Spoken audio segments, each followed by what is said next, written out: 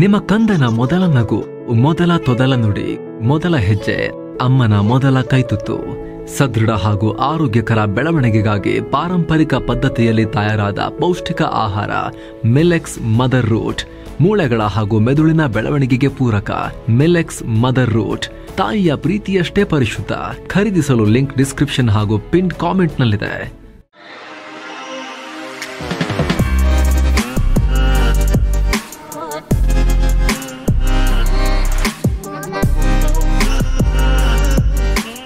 Hi friends, ದಿನದ ಎಲ್ಲ ಪ್ರಮುಖ ಸುದ್ದಿಯನ್ನು ನಿಮಗೆ ತಲುಪಿಸೋ mastmaga.com ಫುಲ್ ನ್ಯೂಸ್ಗೆ ಸ್ವಾಗತ. ನಾನು ಅಮರ್ ಪ್ರಸಾದ್. ಮನಸೋ ಇಚ್ಛೆ ಆರ್ಥಿಕ ಭಯೋತ್ಪಾದನೆ ಮಾಡುತ್ತಿರುವ ಅಮೆರಿಕದ ಟ್ರಂಪ್ ಭಾರತದ ವಿರುದ್ಧ ಮತ್ತೆ ಟ್ಯಾರಿಫ್ ಭಯೋತ್ಪಾದನೆ ಮಾಡಿದ್ದಾರೆ. 25% ಟ್ಯಾರಿಫ್ ಅಂತ ಹೇಳಿ ಪೆನಾಲ್ಟಿ ಹಾಕ್ತೀನಿ ಅಂತ ಹೇಳಿದ್ರಲ್ಲ, ಈಗ 25% ಪೆನಾಲ್ಟಿ ಕೂಡ ಅನೌನ್ಸ್ ಮಾಡಿದ್ದಾರೆ. ಟೋಟಲ್ 50% ಟ್ಯಾರಿಫ್ ಭಾರತಕ್ಕೆ ಅಂತ ಹೇಳಿದ್ದಾರೆ. ಇದಕ್ಕೆ ಸಂಬಂಧಪಟ್ಟ ಎಕ್ಸಿಕ್ಯೂಟಿವ್ ಆರ್ಡರ್ಗೆ ಸುಗ್ರೀವಾಜ್ಞೆ ಅಂತಾರ, ಇದಕ್ಕೆ ಸೈನ್ ಕೂಡ ಮಾಡಿದ್ದಾರೆ. ರಷ್ಯಾದಿಂದ ನಿರಂತರವಾಗಿ ತೈಲ ಖರೀದಿ ಮಾಡ್ತಿರೋದಕ್ಕೆ ನಾನು ಕೊಡ್ತಾ ಇರೋ ಪನಿಷ್ಮೆಂಟ್ ರೆಸ್ಪಾನ್ಸ್ ಇದು ಅನ್ನೋ ರೀತಿಯಲ್ಲಿ ವೈಟ್ ಹೌಸ್ ಹೇಳ್ಕೊಂಡಿದೆ. ಈ ಮೂಲಕ ಅಮೆರಿಕದಿಂದ ಅತಿ ಹೆಚ್ಚು ಟ್ಯಾರಿಫ್ ಎದುರಿಸ್ತಿರೋ ರಾಷ್ಟ್ರಗಳ ಪಟ್ಟಿಯಲ್ಲಿ ಬ್ರೆಜಿಲ್ ಸಮಕ್ಕೆ ಭಾರತ ಬಂದಿದೆ. ಜಪಾನ್ ಮೇಲೆ 25%, ಮಯನ್ಮಾರ್ 44%, ಸೌತ್ ಕೊರಿಯಾ 25%, ಕೆನಡಾ ಮೇಲೆ 35%, ಶ್ರೀಲಂಕಾ ಮೇಲೆ 44% ಟ್ಯಾರಿಫ್ ಇದೆ. ಕೆನಡಾ ಮೇಲೂ ಕೂಡ ಹೆಚ್ಚುವರಿ 15% ಟ್ಯಾರಿಫ್ ಏರಿದ್ದು ಒಟ್ಟು ಟ್ಯಾರಿಫ್ ಈಗ 35% ಆಗಿದೆ ಅವ್ರಿಗೂ. ಇದರ ಬೆನ್ನಲ್ಲೇ ಕೆನಡಾ ಪ್ರಧಾನಿ ಅವರ ಸಚಿವ ಸಂಪುಟದೊಂದಿಗೆ ತುರ್ತು ಸಭೆ ಮಾಡಿ ಈ ಕುರಿತು ಚರ್ಚೆ ಕೂಡ ಮಾಡಿದ್ದಾರೆ. ಜಗತ್ತಿನ ಆರ್ಥಿಕತೆಯನ್ನೇ ಅಲುಗಾಡಿಸ್ತಾ ಇದ್ದಾರೆ, ಜಗತ್ತಿನ ಆರ್ಥಿಕತೆಯನ್ನೇ ಹಾಸ್ಟೇಜ್ ಒತ್ತೆಯಾಳು ಮಾಡ್ಕೊಳ್ತಾ ಇದ್ದಾರೆ ಟ್ರಂಪ್ ಅವರ ಪಾಲಿಟಿಕ್ಸ್ಗೋಸ್ಕರ.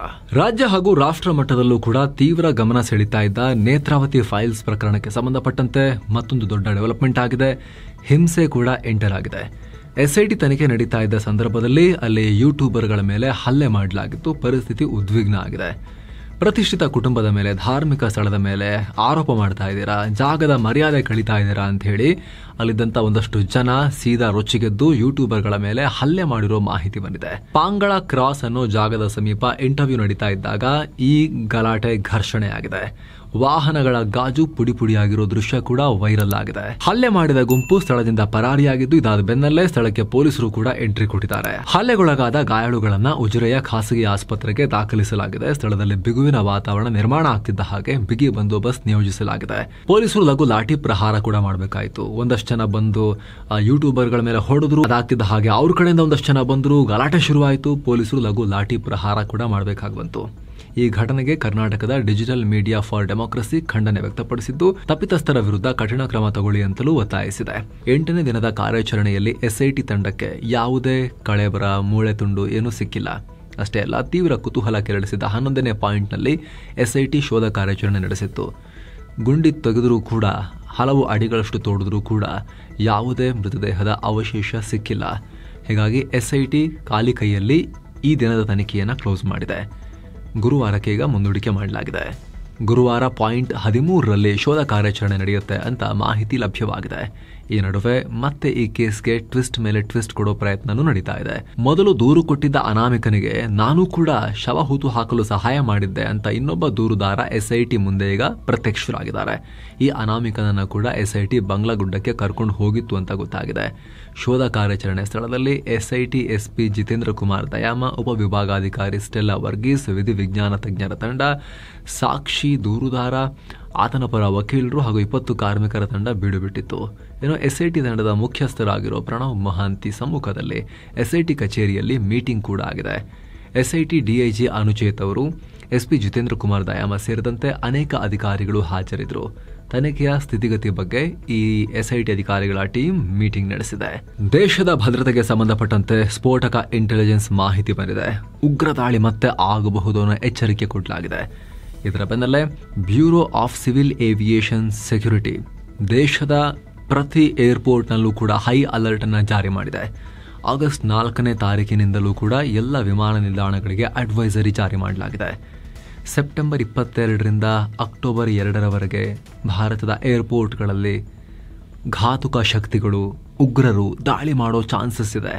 ಸೆಂಟ್ರಲ್ ಸೆಕ್ಯೂರಿಟಿ ಏಜೆನ್ಸಿಗಳಿಂದ ನಮಗೆ ಮಾಹಿತಿ ಬಂದಿದೆ. ಇದನ್ನು ಮೈಂಡಲ್ಲಿಟ್ಕೊಂಡು ದೇಶದ ಎಲ್ಲ ಏರ್ಪೋರ್ಟ್ಗಳು, air strip, air fields, air force station, ಹೆಲಿಪ್ಯಾಡ್ಗಳಲ್ಲಿ ಭದ್ರತಾ ಕ್ರಮಗಳನ್ನು ಜಾಸ್ತಿ ಮಾಡ್ಕೋಬೇಕು ಅಂತ ಮೆನ್ಷನ್ ಮಾಡಿದೆ. ಅಲ್ಲದೆ ವಿಮಾನ ನಿಲ್ದಾಣಗಳಲ್ಲಿ ಕೆಲಸ ಮಾಡ್ತಿರೋ ಎಲ್ಲ ಸಿಬ್ಬಂದಿ, ಕಾಂಟ್ರಾಕ್ಟರ್ಸ್ ಹಾಗೂ ವಿಸಿಟರ್ಗಳ ID ಕಾರ್ಡನ್ನು ಪ್ರಾಪರ್ ಆಗಿ ಚೆಕ್ ಮಾಡಬೇಕು. CCTV ಸರಿಯಾಗಿ ವರ್ಕ್ ಆಗೋ ರೀತಿ ನೋಡ್ಕೋಬೇಕು. ಅತ್ಯಂತ ಎಚ್ಚರಿಕೆಯಿಂದ ಭದ್ರತಾ ಕ್ರಮಗಳನ್ನು ಅನುಸರಿಸಬೇಕು ಅಂತ ಅಡ್ವೈಸರಿಯಲ್ಲಿ ಹೇಳಲಾಗಿದೆ. ವಿಮಾನ ನಿಲ್ದಾಣಗಳು, ಸ್ಥಳೀಯ ಪೊಲೀಸರು, central industrial security force CISF, intelligence bureau IB ಹಾಗೂ ಇನ್ನಿತರ ಏಜೆನ್ಸಿಗಳೊಂದಿಗೆ ನಿಕಟ ಸಂಬಂಧ ಹೊಂದಬೇಕು ಅಂತ ಸೂಚನೆ ಕೊಡಲಾಗಿದೆ. ಅನುಮಾನಾಸ್ಪದ ಸಂಗತಿ ಇದ್ರೆ ಶೇರ್ ಮಾಡಿ ಅಂತಲೂ ಹೇಳಿದೆ. ಪಾಕ್ನಲ್ಲಿರೋ ಉಗ್ರ ಪಡೆಗಳನ್ನು ಆಧರಿಸಿನೇ BCAS ಈ ರೀತಿ ಅಡ್ವೈಸರಿ ಜಾರಿ ಮಾಡಿದೆ ಅನ್ನೋ ಮಾಹಿತಿಯನ್ನು PTI ರಿಪೋರ್ಟ್ ಮಾಡಿದೆ. ಹೀಗಾಗಿ ದೇಶದ ಸಾಕಷ್ಟು ಪ್ರದೇಶಗಳಲ್ಲಿ ಅಲರ್ಟ್ ಇದೆ. ಮತ್ತೊಂದು ಕಡೆ ಕ್ಲೀನ್ ಕಾಶ್ಮೀರ್ ಅಭಿಯಾನದ ಭಾಗವಾಗಿ ಭದ್ರತಾ ಪಡೆಗಳು ಆಪರೇಷನ್ ನಾಗ್ನಿ ಟಾಪ್ ಹೆಸರಲ್ಲಿ ಕಾರ್ಯಾಚರಣೆಯನ್ನು ಕಂಟಿನ್ಯೂ ಮಾಡಿದ್ದಾರೆ. ಈ ವೇಳೆ ಉಗ್ರರ ಅಡಗುತಾಣಗಳನ್ನು ಭದ್ರತಾ ಪಡೆಗಳು ನಾಶ ಮಾಡಿದ್ದಾರೆ. ಬಂದೂಕು, ಮದ್ದುಗುಂಡು ಸೇರಿದಂತೆ ಭಾರಿ ಪ್ರಮಾಣದ ಶಸ್ತ್ರಾಸ್ತ್ರ ಸೀಸ್ ಮಾಡಲಾಗಿದೆ. ಜಮ್ಮು ಕಾಶ್ಮೀರ ಪೊಲೀಸ್, ಭಾರತೀಯ ಸೇನೆ ಮತ್ತು BSF ಪಡೆ ಈ ಕಾರ್ಯಾಚರಣೆ ನಡೆಸಿದ್ದಾರೆ. ಜಮ್ಮು ಕಾಶ್ಮೀರದ ಕುಪ್ವಾರ ಜಿಲ್ಲೆಯ ಕಾಲಾರೂಸ್ ಅನ್ನೋ ಕಡೆ ಈ ಆಪರೇಷನ್ ನಡೆದಿದ್ದು ಸೇನೆಯ ಚಿನಾರ್ ಕೋರ್ ಇದ್ರ ಬಗ್ಗೆ ಮಾಹಿತಿ ಕೊಟ್ಟಿದೆ. ಏನೋ ಟ್ಯಾರಿಫ್ ಕಾರಣಕ್ಕೆ ಅಮೆರಿಕ ಮತ್ತು ಭಾರತ ಸಂಬಂಧ ಹದಗೆಡ್ತಿರೋ ಹೊತ್ತಲ್ಲಿ ಮೋದಿ ಚೀನಾಗ್ ಹೋಗ್ತಾರೆ ಅನ್ನೋ ಸುದ್ದಿ ಬಂದಿರೋ ಹೊತ್ತಲ್ಲೇ ಭಾರತದ ರಾಷ್ಟ್ರೀಯ ಭದ್ರತಾ ಸಲಹೆಗಾರ ಅಜಿತ್ ದೋವಲ್ ರಷ್ಯಾ ಪ್ರವಾಸ ಕೈಗೊಂಡಿದ್ದಾರೆ. ಶೀಘ್ರದಲ್ಲಿ ಪುಟಿನ್ರನ್ನ ಮೀಟ್ ಆಗೋ ಚಾನ್ಸಸ್ ಇದೆ. ಈ ಭೇಟಿಯಲ್ಲಿ ಭಾರತ ರಷ್ಯಾ ನಡುವೆ ಮತ್ತೊಂದು ಸುತ್ತಿನ ರಕ್ಷಣಾ ಒಪ್ಪಂದ ಆಗಬಹುದು ಅಂತಲೂ ವರದಿಯಾಗಿದೆ. ಅದರಲ್ಲೂ ಈ ಸಲ ಸುಖೋಯ್ 57 ವಿಮಾನಗಳ ಅಂದರೆ 5th ಜನರೇಷನ್ ವಿಮಾನಗಳ ಖರೀದಿ ಬಗ್ಗೆ ಚರ್ಚೆ ನಡೆಯಬಹುದು ಅಂತಲೂ ಹೇಳಲಾಗ್ತಾ ಇದೆ. ಯಾಕಂದರೆ ಸದ್ಯ ಭಾರತಕ್ಕೆ 5ನೇ ತಲೆಮಾರಿನ ವಿಮಾನಗಳ ಕೊರತೆ ಅರ್ಜೆಂಟಾಗಿ ಕಾಡ್ತಾ ಇದೆ. ಅಮೆರಿಕದ F-35 ವಿಮಾನಗಳನ್ನು ಖರೀದಿ ಮಾಡೋದಕ್ಕೆ ಭಾರತ ಇಂಟ್ರೆಸ್ಟ್ ತೋರಿಸ್ತಿಲ್ಲ. ಹೀಗಾಗಿ ಕಡಿಮೆ ಬೆಲೆಯ ಟೆಕ್ನಾಲಜಿಯನ್ನು ಟ್ರಾನ್ಸ್ಫರ್ ಮಾಡ್ಕೊಳ್ಳೋಕೆ ರೆಡಿ ಇರುವ ಮತ್ತು ಜಾಯಿಂಟ್ ಪ್ರೊಡಕ್ಷನ್ ಆಫರ್ ಮಾಡಿರೋ ಸುಖೋಯ್ 57 ವಿಮಾನಗಳ ಬಗ್ಗೆ ಭಾರತ ಆಸಕ್ತಿ ತೋರಿಸ್ತಾ ಇದೆ. ಇದಕ್ಕೆ ಸಂಬಂಧಪಟ್ಟಂತೆ ರಷ್ಯಾದ ಹಿರಿಯ ಅಧಿಕಾರಿಗಳನ್ನ ದೋವಲ್ ಮೀಟ್ ಮಾಡ್ತಾರೆ ಅಂತ ಹೇಳಲಾಗಿದೆ. ಆದರೆ ಇದರ ಬಗ್ಗೆ ಇನ್ನಷ್ಟೇ ಕ್ಲಾರಿಟಿ ಸಿಗಬೇಕು. ಇನ್ನು ಇದೇ ಭೇಟಿಯಲ್ಲಿ ತೈಲ ವ್ಯಾಪಾರದ ಬಗ್ಗೆ, ಸ್ಟ್ರಾಟಜಿಕ್ ಪಾಲುದಾರಿಕೆ ಬಗ್ಗೆ ಕೂಡ ದೋವಲ್ ಚರ್ಚೆ ಮಾಡ್ತಾರೆ ಅಂತ ಹೇಳಲಾಗಿದೆ. ಟ್ರಂಪ್ರಿಂದ ಸಾಲು ಸಾಲು ಬೆದರಿಕೆ ಬರ್ತಿರೋ ನಡುವೆನೆ ಭಾರತ ದೋವಲ್ರನ್ನ ರಷ್ಯಾಗೆ ಕಳಿಸ್ಕೊಟ್ಟಿತ್ತು. ಈಗ ಈ ಸುದ್ದಿ ಹೊರಬರ್ತಿದೆ. ಇನ್ನು ಇದೇ ಆಗಸ್ಟ್ ಅಂತ್ಯಕ್ಕೆ ಮೋದಿ ಚೀನಾಗೂ ಭೇಟಿ ಕೊಡ್ತಾರೆ. Important China visit. ಈ ಎಲ್ಲ ಬೆಳವಣಿಗೆಗಳ ನಡುವೆ ಅದ್ರ ಬಗ್ಗೆ ಡೀಟೇಲ್ ಮಾಹಿತಿಯನ್ನು ನಾವು ಈ ವರದಿಯಲ್ಲಿ ಕೊಟ್ಟಿದ್ದೀವಿ. ಫುಲ್ ನ್ಯೂಸ್ ಎಂಡ್ನಲ್ಲಿ ಸ್ಕ್ರೀನ್ ಮೇಲೆ ತರ್ತೀವಿ. ನೀವು ಆ ವರದಿಯನ್ನ ಮಿಸ್ ಮಾಡದೆ ಚೆಕ್ ಮಾಡಿ ಸ್ನೇಹಿತರೆ. ಏನೋ ಕರ್ನಾಟಕದಲ್ಲಿ ಹಲವು ಕಡೆ ಮಳೆಯಾಗಿದೆ. ಕಳೆದ 24 ಗಂಟೆಗಳಲ್ಲಿ ದಕ್ಷಿಣ ಕನ್ನಡ ಜಿಲ್ಲೆ ಬೆಳ್ತಂಗಡಿ ತಾಲೂಕಿನ ಅರಿಶಿಣಮಕ್ಕಿ ಅನ್ನೋ ಕಡೆ ಅತಿ ಹೆಚ್ಚು ಅಂದರೆ 213 ಮಿಲಿಮೀಟರ್ ಮಳೆಯಾಗಿದೆ. ಇನ್ನೊಂದು ಕಡೆ ನಿರಂತರ ಮಳೆ ಸುರಿತಾ ಇರೋ ಹಿನ್ನೆಲೆಯಲ್ಲಿ ಶಿಥಿಲಾವಸ್ಥೆಯಲ್ಲಿದ್ದ ಮೈಸೂರು ಜಿಲ್ಲೆ ಸರಗೂರು ತಾಲೂಕಿನ ಕಬಿನಿ ಬಲದಂಡೆ ನಾಲೆ ಸೇತುವೆ ಕುಸಿದು ಬಿದ್ದು ಹೋಗಿದೆ. ಪರಿಣಾಮ ಸೇತುವೆ ಮೇಲೆ ಸಂಚರಿಸ್ತಾ ಇದ್ದ ಲಾರಿ ಸೇತುವೆ ಮೇಲಿಂದ ಕೆಳಗೆ ಬಿದ್ದಿದೆ. ಅದೃಷ್ಟವಶಾತ್, ಇಷ್ಟೆಲ್ಲಾದರೂ ಕೂಡ ಅದೃಷ್ಟವಶಾತ್ ಚಾಲಕ ಮತ್ತು ಲಾರಿಯಲ್ಲಿದ್ದ ಕಾರ್ಮಿಕರು ಪ್ರಾಣಾಪಾಯದಿಂದ ಬಚಾವಾಗಿದ್ದಾರೆ. ಅಥವಾ ಉತ್ತರ ಕನ್ನಡ, ಉಡುಪಿ, ದಕ್ಷಿಣ ಕನ್ನಡ ಜಿಲ್ಲೆಗಳಲ್ಲಿ ಭಾರೀ ಮಳೆಯಾಗ್ತಿದೆ. ಇನ್ನೊಂದು ಕಡೆ ಧಾರವಾಡ, ಹಾವೇರಿ ಮತ್ತು ಗದಗ ಜಿಲ್ಲೆಯ ಕೆಲವು ಕಡೆ ಗುಡುಗು ಸಹಿತ ಭಾರೀ ಮಳೆಯಾಗಿದೆ. ಮುಂದಿನ 24 ಗಂಟೆಯಲ್ಲಿ ಶಿವಮೊಗ್ಗ, ಚಿಕ್ಕಮಗಳೂರು, ಉಡುಪಿ, ದಕ್ಷಿಣ ಕನ್ನಡ ಹಾಗೂ ಕೊಡಗು ಜಿಲ್ಲೆಗಳಲ್ಲಿ ಭಾರೀ ಮಳೆಯಾಗುವ ಸಾಧ್ಯತೆ ಇದೆ. ಹಾಗಾಗಿ ಆ ಭಾಗದಲ್ಲಿ ಆರೆಂಜ್ ಅಲರ್ಟ್ ಘೋಷಿಸಲಾಗಿದೆ. ಅತ್ತ ಬೆಂಗಳೂರು ಸೇರಿದಂತೆ ಇನ್ನುಳಿದ ಜಿಲ್ಲೆಗಳಿಗೆ ಯೆಲ್ಲೋ ಅಲರ್ಟ್ ಕೊಡಲಾಗಿದೆ. ತಮ್ಮ ಧರ್ಮದ ಹಿನ್ನೆಲೆಗೆ ಕೆಲವರಿಂದ ವಿರೋಧ ವ್ಯಕ್ತವಾದ ಕಾರಣ ಸ್ವಾಮೀಜಿಯೊಬ್ಬರು ಪೀಠ ತೊರೆದಿರೋ ಘಟನೆ ಚಾಮರಾಜನಗರ ಜಿಲ್ಲೆ ಚೌಡಹಳ್ಳಿಯಲ್ಲಿ ನಡೆದಿದೆ. Interesting development. ಇಲ್ಲಿನ ಗುರುಮಲ್ಲೇಶ್ವರ ದಾಸೋಹ ಅನ್ನೋ ಮಠ ಕಳೆದ 1.5 ತಿಂಗಳಿಂದ ನಿಜಲಿಂಗ ಸ್ವಾಮೀಜಿ ಅನ್ನೋರು ಪೀಠಾಧಿಪತಿಯಾಗಿದ್ರು. ಆದರೆ ಅವರು ಹಿಂದೂನೇ ಅಲ್ಲ, ಅವರು ಮುಸ್ಲಿಮರು ಅನ್ನೋ ಕಾರಣ ಅವರ ಆಧಾರ್ ಕಾರ್ಡ್, ಅವರ ಕೆಲವೊಂದಷ್ಟು ಹಳೆ ಡಾಕ್ಯುಮೆಂಟಿಂದ ಗೊತ್ತಾಗಿದೆ ಅಂತ ಹೇಳಿ ಅವ್ರನ್ನ ಇಳಿಬೇಕು ಅನ್ನೋ ಪ್ರೆಷರ್ ಭಕ್ತರಿಂದಲೇ ಶುರುವಾಗಿ ಈಗ ಇಳಿಸಿ ಓಡಿಸಿದ್ದಾರೆ. ಯಾದಗಿರಿ ಜಿಲ್ಲೆ ಶಹಾಪುರದವರು ಈ ಮನುಷ್ಯ ಅಂತ ಗೊತ್ತಾಗಿದೆ. ಬಸವ ತತ್ವಕ್ಕೆ ಮನಸೋತಿದ್ದೀನಿ, ನಾನು ಕೂಡ ಲಿಂಗಾಯತರ ಥರನೇ ಪೂಜೆ ಮಾಡ್ತೀನಿ ಅಂತ ಹೇಳಿ 22 ವರ್ಷದ ಮಹಮ್ಮದ್ ನಿಸಾರ್ ಅನ್ನೋ ಈ ವ್ಯಕ್ತಿ, ನಾನು 17 ವರ್ಷಗಳಿದ್ದಾಗಲಿಂದಲೇ ನಾನು ಈ ತತ್ವಗಳನ್ನು ಫಾಲೋ ಮಾಡ್ತಿದ್ದೀನಿ, ನಾನೀಗ ಅನುಯಾಯಿ, ಬಸವಣ್ಣನವರ ಅನುಯಾಯಿ, ಲಿಂಗ ದೀಕ್ಷೆ ಆಗಿದೆ ಅಂತ ಹೇಳಿ ಸ್ವಾಮೀಜಿ ಆಗಿದ್ದೀನಿ ನಾನು ಅಂತ ಇವರು ಹೇಳ್ಕೊಂಡಿದ್ದಾರೆ. ಬಸವ ಕಲ್ಯಾಣದ ಸ್ವಾಮೀಜಿಯೊಬ್ಬರ ಶಿಫಾರಸಿನ ಮೇರೆಗೆ ಇವರು ಸ್ಥಳೀಯ ಮಠಕ್ಕೆ ಪೀಠಾಧಿಪತಿ ಕೂಡ ಆಗಿ ನೇಮಕ ಆಗಿಬಿಟ್ಟಿದ್ರು. ಆದರೆ ಗ್ರಾಮದ ಯುವಕನೊಬ್ಬ ಇವರ ಮೊಬೈಲ್ನಲ್ಲಿ ಅವರ ಆಧಾರ್ ಕಾರ್ಡ್ ಕಾಪಿ ನೋಡಿ ಅಯ್ಯಯ್ಯೋ ಅಂಥೇಳಿ ಊರು ತುಂಬ ಎಲ್ಲ ಇದನ್ನು ಹರಡಿ ಇವರು ಹಿಂದೂನೇ ಅಲ್ಲ ಅಂತ ಹೇಳಿ ಎಲ್ಲ ಕಡೆ ಚರ್ಚೆ ಮಾಡಿದ್ದಾರೆ. ಅದರ ಬೆನ್ನಲ್ಲೇ ವಿರೋಧ ವ್ಯಕ್ತವಾಗಿ ಸ್ವಾಮೀಜಿ ಪೀಠ ತ್ಯಾಗ ಮಾಡಿದ್ದಾರೆ. ಇನ್ನೂ ಇಂಟ್ರೆಸ್ಟಿಂಗ್ ಅಂದ್ರೆ ಈ ಮಠಕ್ಕೆ ಆಸ್ಟ್ರೇಲಿಯಾದಿಂದಲೂ ಫಂಡಿಂಗ್ ಬಂದಿತ್ತು. ಆಸ್ಟ್ರೇಲಿಯಾದಲ್ಲಿ ನೆಲೆಸಿರೋ ಮಹಾದೇವ ಪ್ರಸಾದ್ ಅನ್ನೋರು ಮಠಕ್ಕೆ ಜಾಗ ಕೊಟ್ಟಿದ್ರು ಅಂತ ಹೇಳಲಾಗ್ತಿದೆ. ಇದರ ಬಗ್ಗೆ ಮಾತನಾಡಿರೋ ಈ ವ್ಯಕ್ತಿ ಮಹಮ್ಮದ್ ನಿಸಾರ್ ಅಥವಾ ನಿಜಲಿಂಗ ಸ್ವಾಮೀಜಿ ಅಂತ ಚೇಂಜ್ ಆಗಿದ್ರು. ಇವರು ನನಗೆ ಬಸವ ತತ್ವ ತುಂಬ ಇಷ್ಟ, ನನ್ನ ಪೋಷಕರು ಮದ್ರಸಾ ಕಳಿಸ್ತಾ ಇದ್ರು, ನನಗದು ಇಷ್ಟ ಆಗ್ತಿರ್ಲಿಲ್ಲ. 17ನೇ ವಯಸ್ಸಲ್ಲೇ ನಾನು ಚೇಂಜ್ ಆಗಿದ್ದೀನಿ, ದೀಕ್ಷೆ ಪಡ್ಕೊಂಡಿದ್ದೀನಿ. ಈಗ ನಾನು ಪೀಠ ತ್ಯಜಿಸಿರ್ಬೋದು, ಆದರೆ ನನ್ನ ಕೆಲಸವನ್ನು ನಾನು ಕಂಟಿನ್ಯೂ ಮಾಡ್ತೀನಿ ಅನ್ನೋ ಹೇಳಿಕೆಯನ್ನು ಕೊಟ್ಟಿದ್ದಾರೆ. ಇಲ್ಲಿ ಗಮನಿಸಬೇಕಾಗಿರೋ ಸಂಗತಿ ಅಂದರೆ, ಒಬ್ಬ ವ್ಯಕ್ತಿಗೆ ಇನ್ನೊಂದು ಸಂಪ್ರದಾಯ, ಇನ್ನೊಂದು ಧರ್ಮ ಅಥವಾ ಇನ್ನೊಂದು ಮತ ಇಷ್ಟ ಆಗೋದು, ಅವರ ಕಡೆಗೆ ಒಲವನ್ನು ತೋರಿಸಿ ಬದಲು ಮಾಡ್ಕೊಳ್ಳೋದು, ಚೇಂಜ್ ಮಾಡ್ಕೊಳ್ಳೋದು, ಆಮೇಲೆ ಅದನ್ನು ಫಾಲೋ ಮಾಡೋದು, ಇದು ತುಂಬ ನಡೆಯುತ್ತೆ. ಅದು ಬಹಳ ತೀರಾ ವಿಚಿತ್ರ ಸನ್ನಿವೇಶನೂ ಅಲ್ಲ, ಅದು ತೀರಾ ಅದನ್ನು ತಡಿಲಿಕ್ಕೂ ಆಗಲ್ಲ. ಆದರೆ ಇದುವರೆಗೂ ಗೊತ್ತೇ ಇರಲಿಲ್ಲ ವಿಚಾರ ಅನ್ನೋದು ಬಹಳ ಇಂಟ್ರೆಸ್ಟಿಂಗ್. ಪೀಠಾಧಿಪತಿ ಆಗೋ ತನಕ ಈ ಮ್ಯಾಟರೇ ಯಾರಿಗೂ ಕೂಡ ಗೊತ್ತಿರಲಿಲ್ಲ ಅಲ್ಲಿ ಅನ್ನೋದು ಅದು ಇಂಟ್ರೆಸ್ಟಿಂಗ್ ಮತ್ತು ಸ್ವಲ್ಪ ಗಮನ ಕೊಟ್ಟು ನೋಡಬೇಕಾಗಿರೋ ವಿಚಾರ. ನೋಡೋಣ ಇದ್ರ ಬಗ್ಗೆ ಏನು ಅಪ್ಡೇಟ್ ಬರುತ್ತೆ ಹೋಗ್ತಾ ಅಂತ.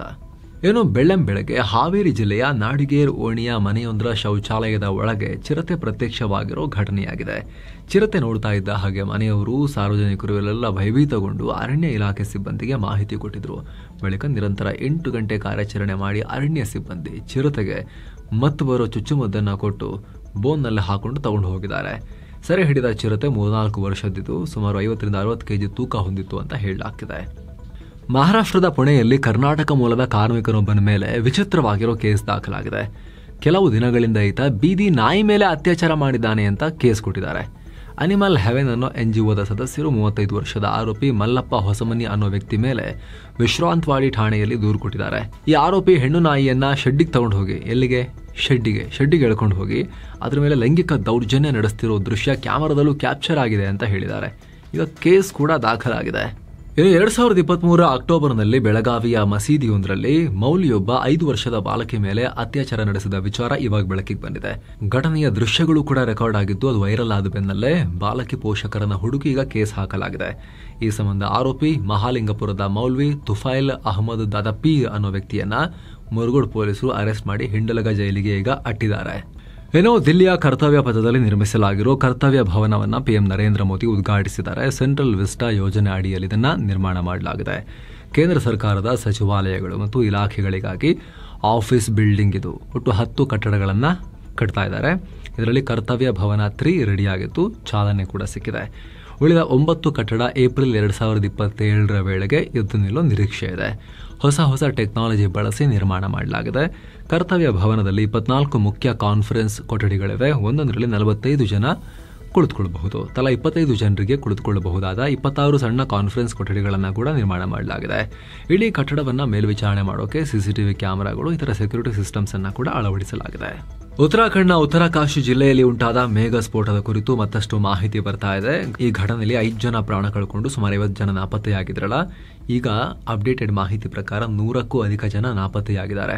ಅದರಲ್ಲಿ 5 ಸೇನಾ ಸಿಬ್ಬಂದಿಯೊಂದಿಗೆ ಕೇರಳದ 28 ಪ್ರವಾಸಿಗರ ಇಡೀ ಟೀಮ್ ಕೂಡ ಮಿಸ್ ಆಗಿದೆ ಅನ್ನೋ ಮಾಹಿತಿ ಲಭ್ಯ ಆಗಿದೆ. ನಕ್ಸಲ್ ಮುಕ್ತ ಕಾರ್ಯಾಚರಣೆಯಲ್ಲಿ ಜಾರ್ಖಂಡ್ನ ಗುಮ್ಲಾ ಜಿಲ್ಲೆಯಲ್ಲಿ ನಿಷೇಧಿತ ಮಾವೋವಾದಿ ಸಂಘಟನೆ people's liberation front of India PLFI ಕಮಾಂಡರ್ನನ್ನ ಭದ್ರತಾ ಪಡೆಗಳು ಹೊಡೆದು ಹಾಕಿದ್ದಾರೆ. ಮಾರ್ಟಿನ್ ಕೆರ್ಕಾಟಾ ಅಂತ ಗುರುತಿಸಲಾಗಿದೆ. ಈತನ ಮಾಹಿತಿ ಕೊಟ್ಟವರಿಗೆ 15 ಲಕ್ಷ ರೂಪಾಯಿ ಬಹುಮಾನ ಕೂಡ ಅನೌನ್ಸ್ ಆಗಿತ್ತು.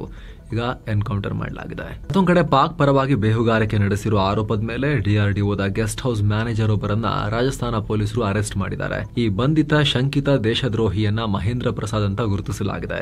ಈತ ಜೈಸಲ್ಮೇರ್ನಲ್ಲಿ ಗೆಸ್ಟ್ ಹೌಸ್ನಲ್ಲಿ ಕೆಲಸ ಮಾಡುತ್ತಿದ್ದ. ಸೇನೆಯ ಸೂಕ್ಷ್ಮ ಮಾಹಿತಿ, ಸೇನೆಯ ಮೂವ್ಮೆಂಟ್ಸ್ ಮತ್ತು ಪೋಖ್ರಣ್ ರೇಂಜ್ನಲ್ಲಿ ಸೇನೆ ನಡೆಸಿರೋ ಮಿಸೈಲ್ ಟೆಸ್ಟ್ಗಳ ಮಾಹಿತಿಯನ್ನ ಪಾಕ್ನ ISI ಜೊತೆಗೆ ಶೇರ್ ಮಾಡಿದ್ದಾನೆ ಅಂತ ಗೊತ್ತಾಗಿದೆ. ಮೊಬೈಲ್ ಫೋನ್ ಮೂಲಕ ಈ ದೇಶದ್ರೋಹಿ ಮಹೇಂದ್ರ ಸೇನೆಯ ಮಾಹಿತಿಯನ್ನ ಶತ್ರುಗಳಿಗೆ ಕೊಟ್ಟಿದ್ದಾನೆ. ಭಾರತದ ಒಳಗಡೆ ಆಪರೇಟ್ ಆಗ್ತಿರೋ ISI ಏಜೆಂಟ್ಗಳೇ ಈತನಿಗೆ ಮೊಬೈಲ್ ಕೂಡ ಕೊಡಿಸಿದ್ರು ಅಂತ ಗೊತ್ತಾಗಿದೆ. ಸದ್ಯ ಈತನ ಅಧಿಕಾರಿಗಳು ವಿಚಾರಣೆಗೆ ಒಳಪಡಿಸಿದ್ದಾರೆ. ರಾಜಸ್ಥಾನದ ಪೋಖ್ರಣ್ ರೇಂಜ್ ಇದೆಯಲ್ಲ ಸ್ನೇಹಿತರೆ, DRDOಗೆ ಸಂಬಂಧಪಟ್ಟ ಅತ್ಯಂತ ಸೂಕ್ಷ್ಮ ಜಾಗ. ಮಿಸೈಲ್ ಸೇರಿದಂತೆ ಸಾಕಷ್ಟು ಶಸ್ತ್ರಗಳ ಪರೀಕ್ಷೆಯಲ್ಲಿ ನಡೆಯುತ್ತೆ. ಈ ಹಿಂದೆ ಅಣು ಪರೀಕ್ಷೆಯನ್ನ ಕೂಡ ಭಾರತ ಅಲ್ಲೇ ನಡೆಸಿತ್ತು. ದಿಲ್ಲಿ BJP ಸರ್ಕಾರ ವಿವಾದಿತ ಕೆಲಸ ಮಾಡಿದೆ. ಅಫಿಷಿಯಲ್ ಆಗಿ ಯೂಸ್ ಮಾಡೋಕೆ ವಿಪಕ್ಷ ಶಾಸಕರು ಸೇರಿದ ಹಾಗೆ ಒಟ್ಟು 70 ಶಾಸಕರಿಗೂ ಕೂಡ ಆಡಳಿತ ಪಕ್ಷ ವಿಪಕ್ಷ ಎಲ್ಲರಿಗೂ ಸೇರಿಸಿ ಫ್ರೀ iPhone 16 Pro ಕೊಟ್ಟಿದೆ. ಇದರ ಜೊತೆಗೆ iPad ಮತ್ತು ಟ್ಯಾಬ್ಲೆಟ್ಗಳನ್ನು ಕೂಡ ಕೊಡಲಾಗಿದೆ. ಈ ಕ್ರಮಕ್ಕೆ ಸೋಷಿಯಲ್ ಮೀಡಿಯಾದಲ್ಲಿ ಆಕ್ರೋಶ ವ್ಯಕ್ತವಾಗಿದೆ. ಏನು ದುಡ್ಡಿಲ್ವ ಇವರ ಹತ್ರ ಅದನ್ನು ತಗೊಳಕ್ಕೂ ಕೂಡ ಅಂತ ಹೇಳಿ ತೆರಿಗೆ ಹಣವನ್ನ ಚೆನ್ನಾಗಿ ಬಳಕೆ ಮಾಡ್ತಿದ್ದೀರಾ ಅಂತ ಹೇಳಿ ಜನ ಕ್ಲಾಸ್ ತಗೊಂಡಿದ್ದಾರೆ. ಆದ್ರೆ ಸರ್ಕಾರ ಪೇಪರ್ಲೆಸ್ ಗವರ್ನೆನ್ಸ್ ಇನಿಷಿಯೇಟಿವ್ ನ ಭಾಗ ಇದು ಅಂತ ಹೇಳಿ ಸಮರ್ಥನೆ ಮಾಡಿಕೊಂಡಿದೆ. ಏನೋ ಭಾರತದ ವಿರುದ್ಧ ಆರ್ಥಿಕ ಭಯೋತ್ಪಾದನೆ ಮಾಡ್ತಾ ಇರೋ ಟ್ರಂಪ್ಗೆ RBI ಗವರ್ನರ್ ಸಂಜಯ್ ಮಲ್ಹೋತ್ರಾ ತಿರುಗೇಟು ಕೊಟ್ಟಿದ್ದಾರೆ. ಭಾರತದ ಆರ್ಥಿಕ ಬೆಳವಣಿಗೆಗೆ ಪೂರಕವಾಗಿ ಏನ್ ಕ್ರಮ ತಗೋಬೇಕು ಅದನ್ನ ನಾವು ಮಾಡ್ತೀವಿ ಅಂತ ಹೇಳಿದ್ದಾರೆ. ಅಲ್ಲದೆ ಟ್ರಂಪ್ರ ಟ್ಯಾರಿಫ್ ಕ್ರಮದಿಂದ ಭಾರತದ ಆರ್ಥಿಕತೆ ಮೇಲೆ ಅಂತದ್ದೇನು ಮೇಜರ್ ಇಂಪ್ಯಾಕ್ಟ್ ಆಗಲ್ಲ ಅಂತ ಹೇಳಿಕೆಯನ್ನ ಕೊಟ್ಟಿದ್ದಾರೆ. ಅಲ್ಲದೆ ಟ್ಯಾರಿಫ್ ಕುರಿತು ಸಾಕಷ್ಟು ಅನಿಶ್ಚಿತತೆ ಇರೋದ್ರಿಂದ ಸದ್ಯಕ್ಕೆ ಪರಿಣಾಮಗಳ ಬಗ್ಗೆ ಪ್ರಿಡಿಕ್ಟ್ ಮಾಡೋದು ತುಂಬಾ ಟಫ್. ಸದ್ಯ RBI ಎಲ್ಲವನ್ನ ಕ್ಲೋಸ್ಲಿ ಮಾನಿಟರ್ ಮಾಡ್ತಾ ಇದೆ, ಸೂಕ್ತ ಕ್ರಮವನ್ನ ಕೈಗೊಳ್ಳಲಾಗುತ್ತೆ. ಆದ್ರೆ ಈಗಿನ ಪರಿಸ್ಥಿತಿ ನೋಡ್ತಾ ಇದ್ರೆ ಟ್ಯಾರಿಫ್ನಿಂದ ನಮಗೆ ಅಂಥದ್ದೇನು ಮೇಜರ್ ಪ್ರಾಬ್ಲಮ್ ಆಗಲ್ಲ ಅಂತ ಹೇಳಿದ್ದಾರೆ. ಏನೋ ಮಾನಿಟರಿ ಪಾಲಿಸಿ ಮೀಟಿಂಗು ಕೂಡ ತೆರೆ ಬಿದ್ದಿದೆ. ಈ ಮೀಟಿಂಗ್ನಲ್ಲಿ ರೆಪೋ ದರದಲ್ಲಿ ಯಾವುದೇ ಬದಲಾವಣೆ ಮಾಡದೆ 5.5%ಗೆ ಅಂದರೆ ಯಥಾಸ್ಥಿತಿಯನ್ನು ಕಾಯ್ದುಕೊಳ್ಳೋಕೆ ನಿರ್ಧಾರ ಮಾಡಲಾಗಿದೆ. RBIನ 6 ಸದಸ್ಯರ ಮಾನಿಟರಿ ಪಾಲಿಸಿ ಕಮಿಟಿಯಲ್ಲಿ ಈ ನಿರ್ಧಾರ ಮಾಡಲಾಗಿದೆ. ಅಂದಹಾಗೆ ಜೂನ್ನಲ್ಲಿ RBI ರೆಪೋ ರೇಟನ್ನು ಸುಮಾರು 50 ಬೇಸಿಸ್ ಪಾಯಿಂಟ್ಸ್ ಕಟ್ ಮಾಡಿ 5.5%ಗೆ ಇಳಿಸಿತ್ತು. ಏನು ಭಾರತದ ಷೇರುಪೇಟೆ ರೆಡ್ನಲ್ಲಿ ಎಂಡ್ ಆಗಿದೆ. ದಿನದ ವಹಿವಾಟಿನ ಅಂತ್ಯಕ್ಕೆ ಸೆನ್ಸೆಕ್ಸ್ 166 ಪಾಯಿಂಟ್ಸ್ ಡೌನ್ ಆಗಿ 80,543ಕ್ಕೆ ತಲುಪಿದೆ. ನಿಫ್ಟಿ 75 ಪಾಯಿಂಟ್ಸ್ ಡೌನ್ ಆಗಿ 24,574ಕ್ಕೆ ರೀಚ್ ಆಗಿದೆ. ಟ್ರಂಪ್ ಟ್ಯಾರಿಫ್ ಬೆದರಿಕೆ, RBIನ ರೆಪೋ ರೇಟನ್ನು ಯಥಾಸ್ಥಿತಿಯಲ್ಲಿ ಕಾಯ್ದುಕೊಳ್ಳೋ ಘೋಷಣೆ, ಹೂಡಿಕೆದಾರರು ಸ್ವಲ್ಪ ಬಹಳ ಉತ್ಸಾಹ ತೋರಲಿಲ್ಲ. ಪ್ರಾಫಿಟ್ ಬುಕ್ಕಿಂಗ್ ಕೂಡ ಮಾಡಿದ್ರು. ದೇಸಿ ಮಾರುಕಟ್ಟೆ ಮೇಲೆ ನೆಗೆಟಿವ್ ಪರಿಣಾಮ ಆಯಿತು. ಇದು ರೆಡ್ನಲ್ಲಿ ಎಂಡ್ ಆಯಿತು. Asian paints, state bank of India, Mahindra and Mahindra, HDFC bank, Reliance industries ಷೇರುಗಳು ಗ್ರೀನ್ನಲ್ಲಿ ಎಂಡ್ ಆದವು. ವಿಪ್ರೋ, ಸನ್ ಫಾರ್ಮಾಸ್ಯೂಟಿಕಲ್, ಆಮೇಲೆ ಟೆಕ್ ಮಹೀಂದ್ರಾ, ಇಂಡಸ್ಇಂಡ್ ಬ್ಯಾಂಕ್ ಮತ್ತು ಬಜಾಜ್ ಫಿನಾನ್ಸ್ ಷೇರುಗಳು ರೆಡ್ನಲ್ಲಿದ್ವು. ಇನ್ನು ಡಾಲರ್ ಮುಂದೆ ರೂಪಾಯಿ ಮೌಲ್ಯ 15 ಪೈಸೆ ಏರಿಕೆಯಾಗಿ 87 ರೂಪಾಯಿ 73 ಪೈಸೆಯಾಗಿದೆ. ಏನೋ ಚಿನ್ನ ಮತ್ತು ಬೆಳ್ಳಿ ಬೆಲೆ ವಿಚಾರಕ್ಕೆ ಬಂದರೆ 24 ಕ್ಯಾರೆಟ್ನ 10 ಗ್ರಾಂ ಚಿನ್ನದ ಬೆಲೆಯಲ್ಲಿ 376 ರೂಪಾಯಿ ಹೆಚ್ಚಾಗಿ 1,452 ರೂಪಾಯಿ ಆಗಿದೆ. ಏನು 22 ಕ್ಯಾರೆಟ್ನ 10 ಗ್ರಾಂ ಚಿನ್ನದ ಬೆಲೆಯಲ್ಲಿ 340 ರೂಪಾಯಿ ಹೆಚ್ಚಾಗಿ 92,010 ರೂಪಾಯಿ ಆಗಿದೆ. 1 ಕೆಜಿ ಬೆಳ್ಳಿ ಬೆಲೆಯಲ್ಲಿ 1,063 ರೂಪಾಯಿ ಹೆಚ್ಚಾಗಿ 1,13,485 ರೂಪಾಯಿ ಆಗಿದೆ. ಸೊ ಫ್ರೆಂಡ್ಸ್, ಇದಾಗಿತ್ತು ಇವತ್ತಿನ ಫುಲ್ ನ್ಯೂಸ್. ನಾವು ಕುಯ್ದಿಲ್ಲ, ಎಳೆದಿಲ್ಲ, ಕಿರ್ಚಾಡಿಲ್ಲ, ಕೇವಲ ಸುದ್ದಿಯ ರೀತಿಯಲ್ಲಿ ನಮಗೆ ತಲುಪಿಸೋ ಪ್ರಯತ್ನವನ್ನ ಮಾಡಿದ್ದೀವಿ. ನಮ್ಮ ಈ ಪ್ರಯತ್ನ ನಿಮಗೆ ಇಷ್ಟ ಆಗ್ತಾ ಇದ್ರೆ ದಯವಿಟ್ಟು ಮಸ್ತ್ ಮಗ ಚಾನಲ್ಗೆ ಸಬ್ಸ್ಕ್ರೈಬ್ ಮಾಡಿ, ಪಕ್ಕದ ಬೆಲ್ ಐಕಾನಲ್ಲಿ ಕ್ಲಿಕ್ ಮಾಡೋದನ್ನ ಯಾವುದೇ ಕಾರಣಕ್ಕೂ ಮರಿಬೇಡಿ. Thank you so much. ಮತ್ತೆ ಭೇಟಿ ಆಗ್ತಿರೋಣ. ನಮಸ್ತೆ.